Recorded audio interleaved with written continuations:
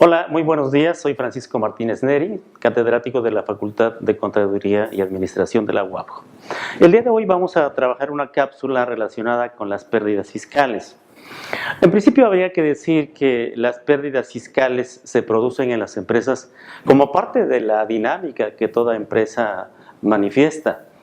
No siempre se gana, hay ocasiones en que se pierde. Y desde luego las pérdidas de naturaleza fiscal, desde luego, tienen como propósito el poderse aplicar contra utilidades futuras como un reconocimiento de la proporcionalidad que en todo impuesto o en toda contribución debe haber. Ustedes recordarán que el artículo 31, fracción cuarta, establece que las contribuciones deben ser proporcionales y equitativas. Y en el caso concreto de la aplicación de una pérdida contra utilidades futuras, desde luego que constituye la concreción de lo que es la proporcionalidad constitucional. Bien, pues este tema lo vamos a abordar en 5 segmentos, muy pequeños por cierto.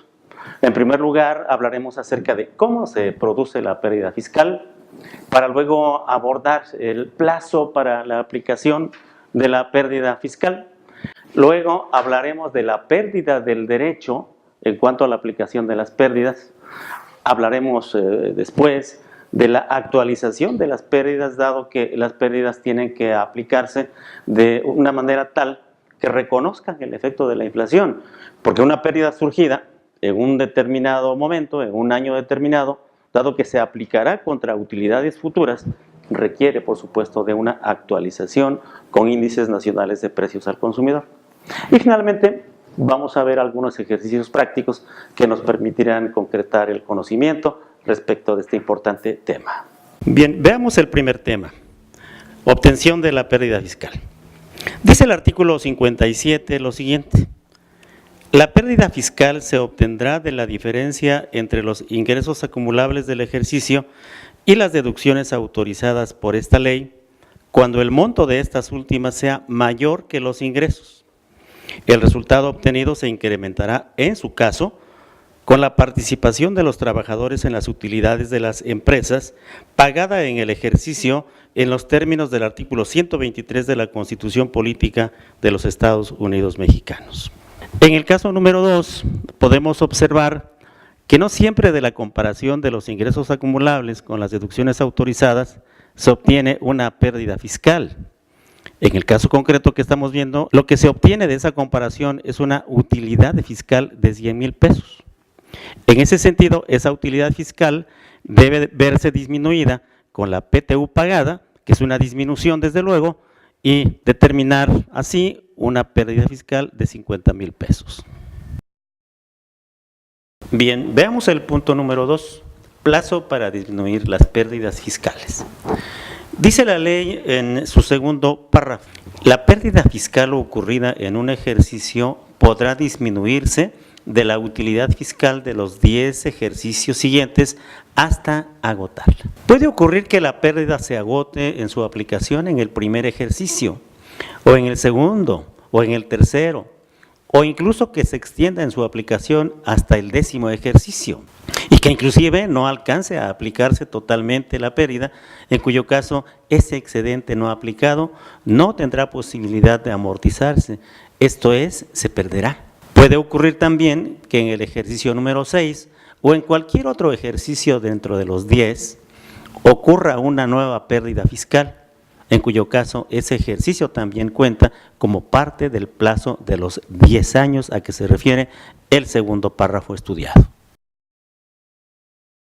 Bien, hablemos ahora del tema número 3, pérdida del derecho para amortizar las pérdidas fiscales. Dice el tercer párrafo del artículo 57.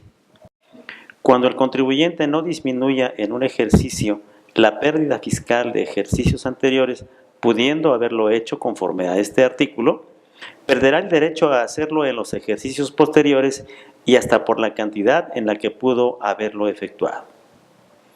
Bien, supóngase que tenemos una pérdida fiscal de 1,000,000 de pesos que debió disminuirse de la utilidad fiscal del primer ejercicio de los 10 en que se puede aplicar, y que por razones de omisión u olvido no se aplicó en ese primer ejercicio.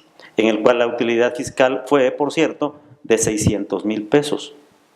La consecuencia es que el contribuyente perderá el derecho de amortizar su pérdida de 1,000,000 de pesos hasta por 600,000 pesos, que es la cantidad que pudo haber aplicado, quedándole solamente un remanente para aplicar en los siguientes ejercicios hasta de 400,000 pesos.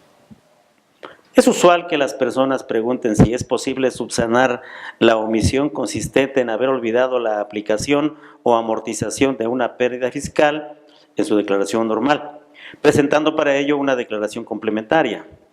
Al efecto, se considera que las declaraciones complementarias tienen como propósito subsanar errores u omisiones en que se hubiese incurrido al presentar la declaración normal, por lo que es posible corregir esa omisión por vía de declaración complementaria. Este tema, desde luego, puede tener otras interpretaciones diferentes. La nuestra es que sí se puede presentar declaración complementaria. Vale la pena comentar, a propósito de las declaraciones complementarias, que únicamente se pueden presentar 3 con ese carácter y que, en todo caso, una vez iniciadas las facultades de comprobación por parte de las autoridades fiscales, únicamente se podrá presentar declaración complementaria en las formas especiales que señala la ley. Hablemos ahora acerca del punto número 4, relativo a actualización de la pérdida fiscal. Bien, las pérdidas fiscales se actualizan conforme a lo siguiente. Existe una primera actualización, así la habremos de denominar, en la que el monto de la pérdida fiscal ocurrida en un ejercicio se actualiza multiplicándolo por el factor de actualización correspondiente al periodo comprendido desde el primer mes de la segunda mitad del ejercicio en el que ocurrió la pérdida y hasta el último mes del mismo ejercicio. Observen ustedes que un ejercicio de 12 meses, en este caso 2017, el primer mes de la segunda mitad es julio y el último mes, desde luego, es diciembre. La actualización iría de julio a diciembre. Utilizando los índices nacionales, pueden ustedes observar cómo dividimos el índice de diciembre entre el índice del mes de julio y obtenemos un factor de actualización de 1.0309 que lo aplicamos a la pérdida fiscal de 800,000 pesos y obtenemos así una pérdida fiscal actualizada de 824,720. Ahora bien, veamos la segunda y posteriores actualizaciones de la pérdida. La parte de la pérdida fiscal de ejercicios anteriores ya actualizada, pendiente de aplicar contra utilidades fiscales, se actualizará multiplicándola por el factor de actualización correspondiente al periodo comprendido desde el mes en que se actualizó por última vez y hasta el último mes de la primera mitad del ejercicio en que se aplicará. Observen ustedes que el último mes en el que se actualizó la pérdida fue en el mes de diciembre de 2017 y el último mes de la primera mitad del ejercicio en que se aplicará es el mes de junio. Obviamente la aplicación que se va a realizar respecto de esta pérdida, que por cierto actualizada da 833,956, es una aplicación que se hará por el año de 2018 en la declaración que habrá de presentarse en 2019. Finalmente, para fines de la actualización, es importante comentar que cuando sea impar el número de meses del ejercicio en que ocurrió la pérdida, se considerará como primer mes de la segunda mitad el mes inmediato posterior al que corresponda la mitad del ejercicio. Como vemos en la gráfica, el ejercicio corre de junio a diciembre. Son 7 meses.